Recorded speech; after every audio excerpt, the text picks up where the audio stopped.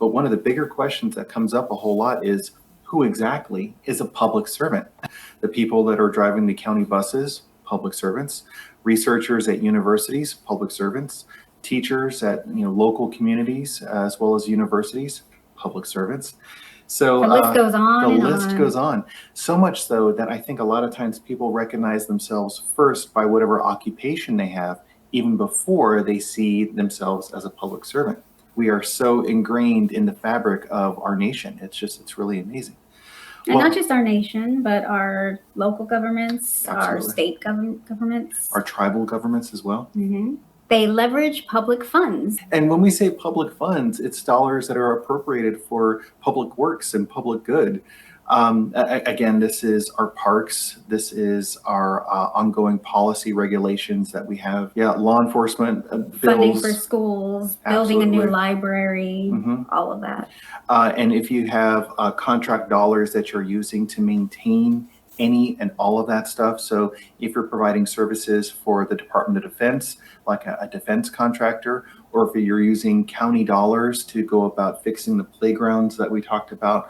Like in Parks and Rec. It's definitely really public service. It's really there for everyone's benefit and everyone's value. Right, and you're doing it for the community, not necessarily for the accolades.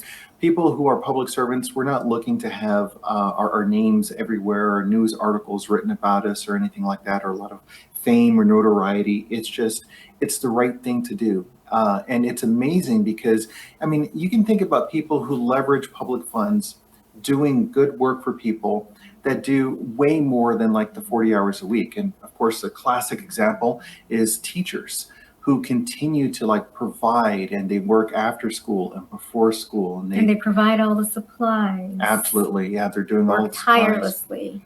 There's people who use public funds that are in hospitals, so doctors, nurses, pediatricians, all of that. Afro Svengalis, that was just a little intro to orientate everyone out there, because guess what? There's someone out here, Dr. Poop, who says she's not a public servant.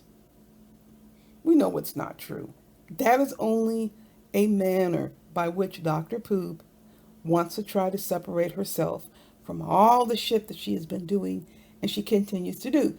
But today I want to make sure you understand what's going on another front. This is an individual who has been very prolific as far as his abuse in these YouTube streets. I never spoke to this person, never exchanged any sort of communication with this individual. But I wanted to highlight a particularly offensive situation we have going on with the public servant who's incredibly abusive and seems to think he knows everything that I think, that I feel, to the point he tries to tell other people what I'm saying means this, what I'm thinking means that. Let me tell you something, Stargate. If you have any questions about what I'm thinking, what I have to say, what is my perspective, there are people you can ask. And it certainly isn't this cowardly chicken, this cowardly public servant on the run. Incredibly offensive. I want to highlight the bullshit of this individual. I recall this individual was in Lennon's chat, and he used to beg. Every time we would block him, he would beg and beg and beg Lennon. Oh, how can I was blocked? Why am I blocked? He just keeps using all these different screen names. And at one point, Lennon just ignored him. Don't give him attention. That's what he's looking for. But then it came to be he wasn't getting enough attention, so he launched an all-out assault attack on Lennon because he wasn't getting any attention. This is the same thing he's doing right now, but he can't get any leverage. Now, this should really clue you into something significant. When people send screenshots, almost always I can make some connection to what the person is meaning. I don't have to agree with it, but there are situations where I'm like, who the hell is this? I don't even know, number one, who the person is. Number two, what the hell they're talking about. Out of all of the feedback or audio that I have received, this person's is the furthest away from coming even remotely close to being accurate as it pertains to me. To the point where I think I heard like 2 clips, this person had made some statements. I get the clips, I don't even listen to them because the person has absolutely no idea what I'm about, who I am, how I think, how I feel. It's the waste of my time. This person is the furthest away from all demons and enemies when it comes to giving an opinion about me. Way off on some outer space la la land. I can tell the person was just trying to get people to listen to him. So he makes up all these outrageous statements. I'm like, this is ridiculous. I'm not paying attention to any of this. And I encouraged Lennon to completely ignore him, which he did. He kept throwing these fits and crying and whining about being blocked. Why am I blocked? With the same name that people know him by, that he has abandoned for obvious reasons. As far as his written commentary, he's hiding because he knows people are looking out for him and what he writes. He would cry and whine and carry on. And it wasn't until he decided to outright attack Lennon that he got what he thought would be attention. I told Lennon, just ignore the fool. I mean, there's so many other people you can focus on. Sure enough, he ignored him and ignored him and ignored him. So it wasn't long after I left Lennon's chat, Lennon, I guess, decided to go ahead and, I don't know if it was a phone call or a live stream chat, and brought him on the panel and breathed life back into him. And I know it's something that Lennon regrets, but live and learn. These are the kinds of people you don't want to give any specific focus to by name. They're trying to find some way. What I really think he's trying to do is gather some sort of harem, but he's just not attractive enough. And I'm not talking about in terms of looks. Just in general, there's no draw to this individual. He's dry and bland, and he makes up all these outrageous lies about people. Who wants to be associated with anybody like this? And he goes around saying that we lie. Isn't it interesting how hard he tries to push the lying narrative, and it's what he does. The focus here with this situation or this individual is the atrocious conduct that he perpetrates in these YouTube streets, and him totally violating code of conduct and public servants 24/7 obligation against discrimination, attacking protected class individuals and groups. This is the focus with this individual. I don't give a hoot about the personality, going back and forth or having a conversation. This person is a loser. This person is a coward who went around attacking every protected group under the sun, but it was pulled to a grinding halt when his identity was revealed. The person is pissed because me and Rev G block him in chats. Who the hell wants to talk to someone who's so horrifically abusive? Who wants to talk to someone like that? Well, I guess there are people around here that do enjoy engaging in discussions with people who are horrendously abusive. I don't happen to be one of them. And I'm talking about excusing the effort that Gerald made to try to get his point across and defend himself. And he realized you cannot reason with a demon. You simply can't. These behaviors are evil. The statements are evil. This is a person who was getting paid to work in a disabled student center in a community college and was constantly attacking people with disabilities. So once this person's identity was discovered, the person took on a whole new strategy. The person obviously doesn't want the powers that be to find out what he's doing on the internet or to continue to trace what he's doing on the internet. So what the person did was change up the avatar, the screen name, and continues to do so. Let me give you an example. Say that you're known as, and I'm just making up a screen name, as Jellyfish. That's your name that everybody knows you by. And then you start adding numbers onto it. Jellyfish 45, Jellyfish 25, Jellyfish 255. Whatever number you put behind Jellyfish, people come to know you as Jellyfish. And this is what this individual was doing for as long as I can remember, because I used to see this name all over the place, although I never engaged this person. But when this person's identity was revealed, the person started changing screen names and avatars and scrubbing channels. Why is that?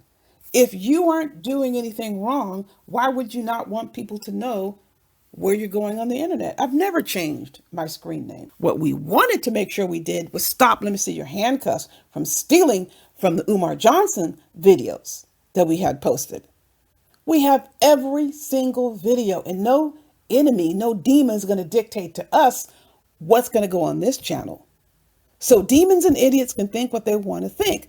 So let's say you have this jellyfish ID. Everybody still calls you jellyfish, but for some reason, you keep changing your name to all these obscure letters, and then you're trying your hardest, but you just can't help. You continue to go about emphasizing, totally focusing on, here we go again, gay male sex acts, calling men sissies, chiding and ridiculing people who have disclosed their mental health conditions, and chides them that they didn't take their medication. Now, let's get a distinction here.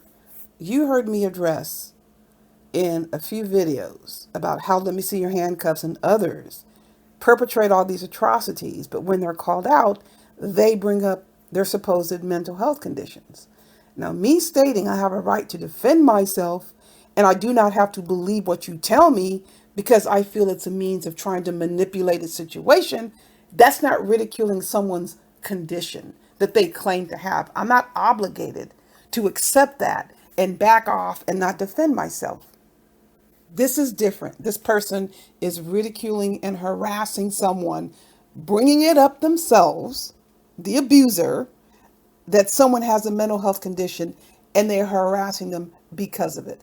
These are two separate situations. So people cannot try to sit here and say, oh, I'm attacking someone with the mental health issue. No, number one, I don't have any information about this person's status. This is what this person says, but not that this person could ever place upon me an obligation to remain silent because they have launched attacks on me.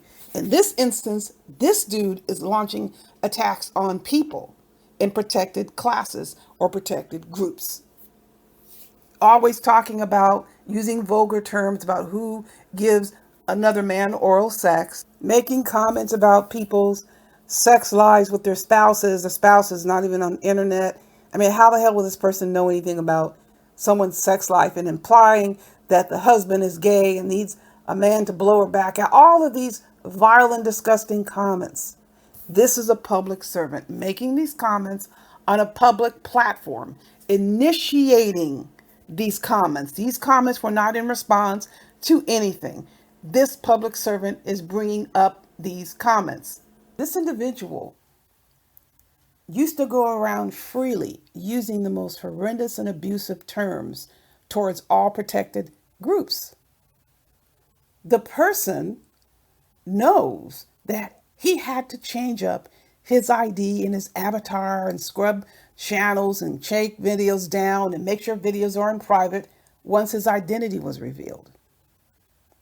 The person's identity was revealed, and apparently there was some sort of intervention. Well, we know there was an intervention because the person no longer works at the community college where he was originally discovered. He works at another location within the same community college district. So we started changing up his behavior. But meanwhile, this individual will call the person jellyfish. It's still known by jellyfish. Everybody calls this person jellyfish. This person would use jellyfish, and again, this is not the real name, jellyfish 45, jellyfish 2025, jellyfish 62, whatever number or any suffix the person put behind the screen name, the channel name. People know who the individual was. So people are still calling the person by the original name. But this person is trying his hardest to make sure he isn't discovered by the powers that be, who originally and obviously spoke to him about what was going on, because I have word that there were reports that went in. I didn't get the opportunity to file any complaint, but let me tell you something. This person acted like he was part of the United Nations peacekeeping force after he got busted. He continues with these screen names, but now we have reemergence of the same behavior he was so attached to. Primarily, this behavior relates to gay sex and gay men and who's gay, derogatory terms, this obsession with these gay male sex acts, obsession with saying heterosexual men with families are gay. This person, if this is how this person is, if this person is interested in gay male sex acts, I have nothing to say about that. What I have something to say about imposing it on people who he clearly knows don't want this conduct imposed upon them. Targeting people who are married with families, he doesn't have a positive relationship with them, and he's trying to tell them that they're gay, or he's labeling them as being ones that are interested in gay sex acts. This is harassment, specifically sexual harassment, pure and simple. What further exacerbates this conduct is when the individual or individuals protest, they do not appreciate this behavior. They want the person to stop the behavior. The person simply laughs and further chides the person as being a sissy or says this is just jokes. I mean, can you think of anything more insulting than someone haranguing you and harassing you and telling you have to consider it a joke? As a piece of information you might find interesting, sexual harassment includes unwanted sexual jokes. So that's covered as well. So you don't get the joke pass on this. Any chance this individual gets to take swipes at anybody from protected classes or groups, this person will do it. He says things like, you need to take your bipolar meds. They listen to him, although he had an IEP in school. Your wife needs her back blown out. Calling people cancer throat, crack baby, sissy, faggot, glizzy gobblers. And for those who don't know what glizzy means, that's hot dogs. Look up the term and see exactly how it's used in our social environment. The person uses avatars with wheelchairs and people burning in wheelchairs and says, oh my God, this person is attached to a dirty bed in a dirty wheelchair, you asshole. Really denigrating and abusive language towards people who are protected. Really goes hard against people who are part of protected groups. So I think it makes sense that this person was moved out of disabled student services, but apparently the complaint didn't get to the right people, because there's no way that anybody talking like this should be working at a community college or any educational institution. Educational institutions don't listen to Nikki Proctor Walden. No idea what she's talking about. Anybody working at any college or university, any educational institution is considered a public servant. If you really stop and think about this, people, the number of public servants in these YouTube streets, in these particular YouTube blocks, and the ratio of their deplorable conduct it's terrifying if you think about these people actually serving in public institutions. They initiate attacks on people. They start attacks on people. Let me see your handcuffs is a mandated reporter. It made false police reports and false CPS reports. Who in the hell can sleep after doing something like that? Someone without a conscience. That's who can sleep after doing stuff like not having 1 ounce of remorse. So don't anybody ever get up here and tell me who I better be feeling sorry for when you launch attacks on innocent children. You don't know these children. And I'm speaking to this fool who rocks with, let me see your handcuffs. These rogue public servants don't give a damn and have the nerve to try here and pressure somebody into not talking to other people when they're rocking with people who are calling CPS on breaking the culture of silence and calling the cops on her. Look how contorted it is. But this is putting you on notice. You better stop your attacks, your homophobic attacks on people, all your attacks on people from protected groups. We are definitely banding together to make sure these public servants don't continue to do what they are doing. This is not free speech. This is not protected by free speech. Sexual harassment is not protected by free speech. Sexually insulting and degrading people is not protected by free speech. harassing people because they have mental health conditions is not protected by free speech. Don't get up here and try to compare someone defending themselves against someone who's trying to use their mental health status as an excuse to avoid responsibility for their harassing conduct. There is a distinction. People, be on the lookout of these public servants engaging in this behavior, engaging in this conduct. Continue to send me the information. This will not be a safe space for people to engage in harassing and abusive conduct, especially if they are public servants. You know there's much more to come. In the meantime, you know the drill. Buyer beware.